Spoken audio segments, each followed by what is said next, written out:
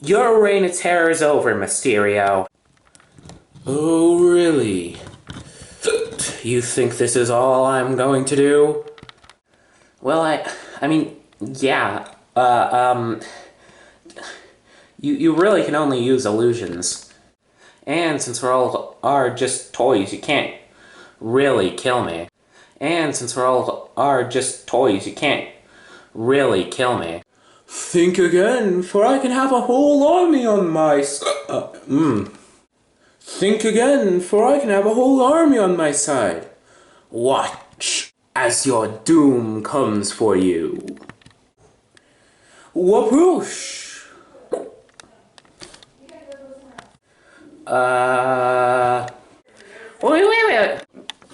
Wait. I didn't agree to fight an actual big-ass Spider-Man.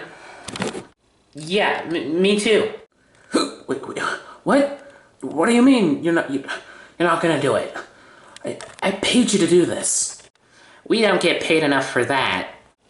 Yeah, we're out of here. Well, then you're not getting paid at all. Should I just go deactivate your doomsday device? We're out of here. Yeah, giant fingers, take me away. Whoa. Darn it, you two. I'm gonna give you as low a score on Yelp as I can. You hear me? Ah!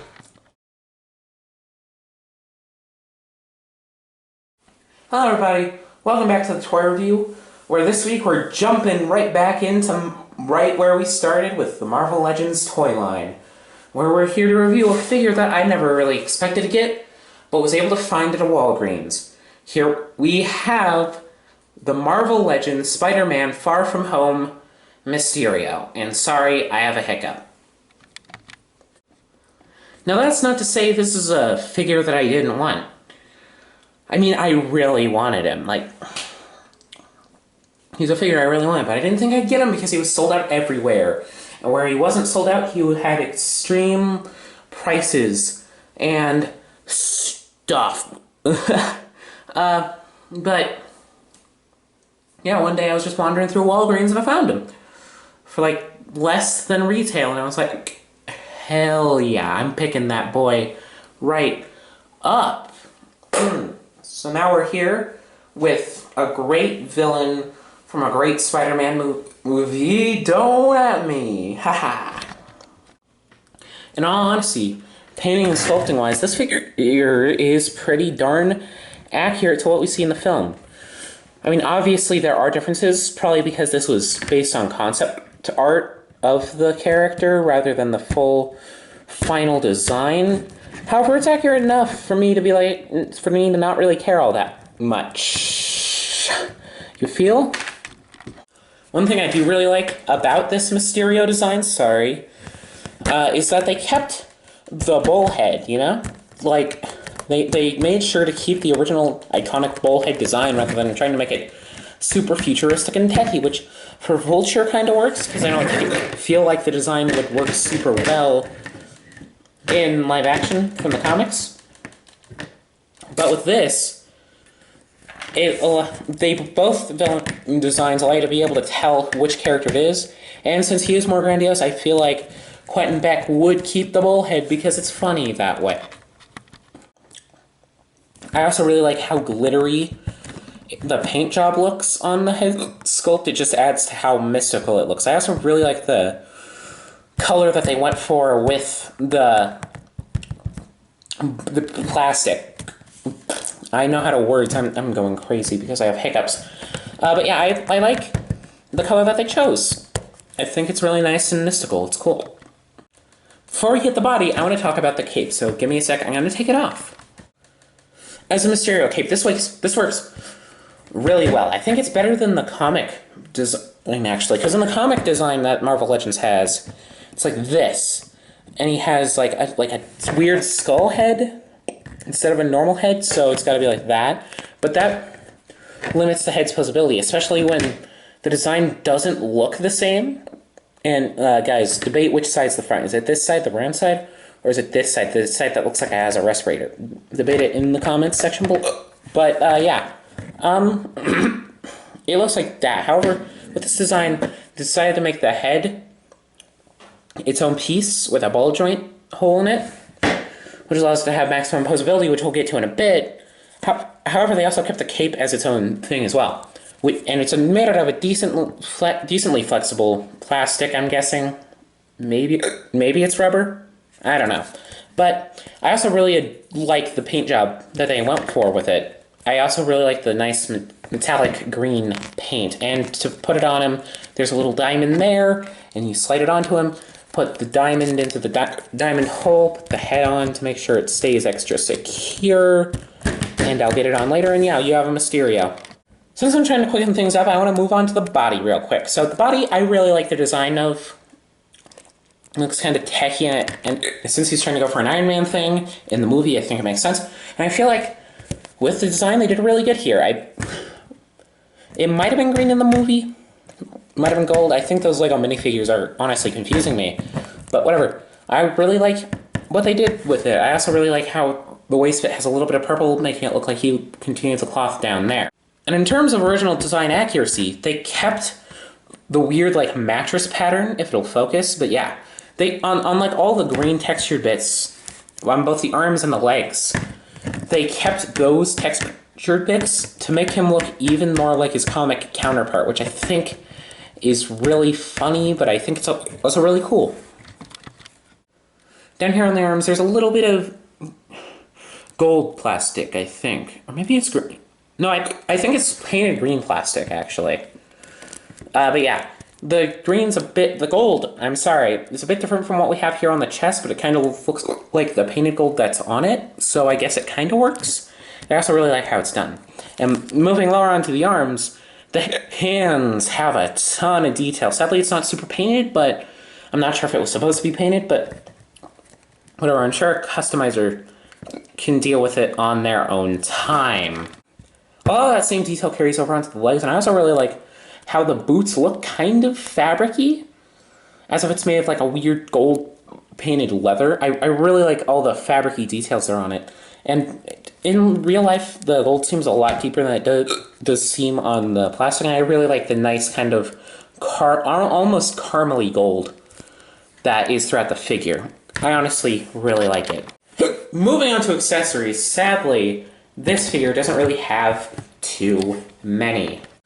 Starting off the accessories, he comes with a pair of nice green fist pieces, which seems a bit weird, but I guess it's for like flying poses and stuff. He also comes with a pair of cool, open, magic-y, wavy hands, which look kind of cool and would be great, especially if the set came with magic effect parts. And that's it. That's all the accessories. This is going to be one of the only times where I whine about a lack of accessories, because sometimes I'm like, it's okay. Like with the MMC Tarn, I don't really see what else he could have come with.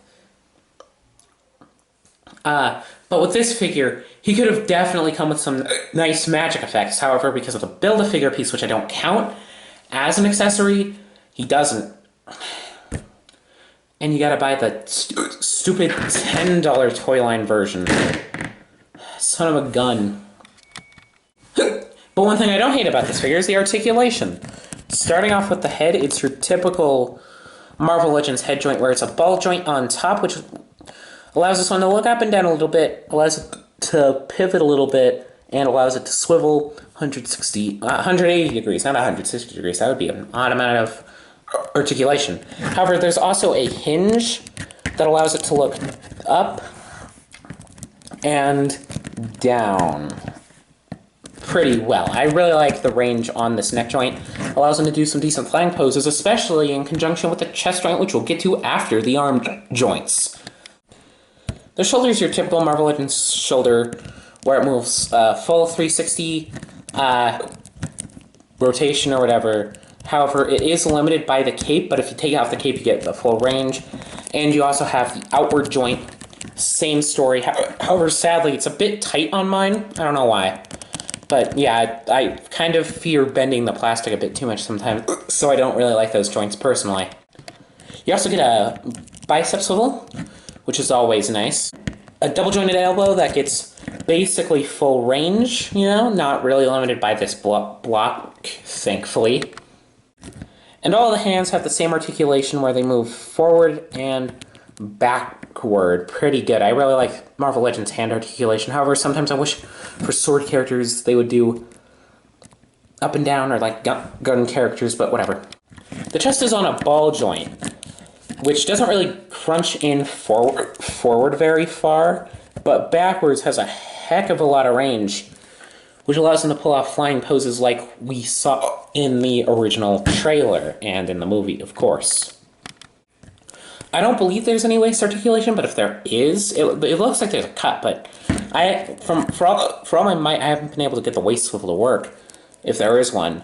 But if there is, let me know. I'll probably do like a corrections video if you guys let me know of enough stuff I have gotten wrong. Moving on to the hips, they're on your standard Marvel Legends hip ball joint, which allows them to kick forward that far, back not super far thanks to the butt sculpting, and out to almost a full splits, though not exactly due to these hip pieces. As is typical for Marvel Legends, there is a thigh swivel, as well as a double-jointed knee that's able to basically go all the way, but this is the best way to show it because of the cape. Finally, we can move on to the feet. Typical Marvel Legends feet, forward and backward, as well as a ankle pivot rocker, which makes this figure have some pretty good articulation, though it is pretty basic for a Marvel Legends figure. As per usual, I'm going to end off the review with a nice size comparison, so that you, as a viewer, can get a decent idea through multiple toy lines of how big this figure is, as well as the magic of rulers. So from what I can tell, he seems to be about 6.5 inches tall. I'm not going to do width because I think that would be stupid, because he's more tall than he is wide. So yeah, and to compare him to other figures, here we have the Master Grade Gundam Alex 2.0, Lego Reinhardt, the Marvel Legends Fantastic Four-Way Build-A-Figure Super Scroll, Marvel Legends 80th Hulk figure, whatever, my handless 3 3/4 inch Captain Fordo, my previous review, the Transformers Generations War for Cybertron Siege Voyager class Optimus Prime, which the review sadly hasn't done very well, but who cares? I just make these videos for myself, so who cares? My channel staple, the amazing Yamaguchi Iron Man. And to end it off on a couple of MCU Spider-Man, here we have my slightly customized Far From Home Spider-Man and the Infinity War 2-pack Iron Spider.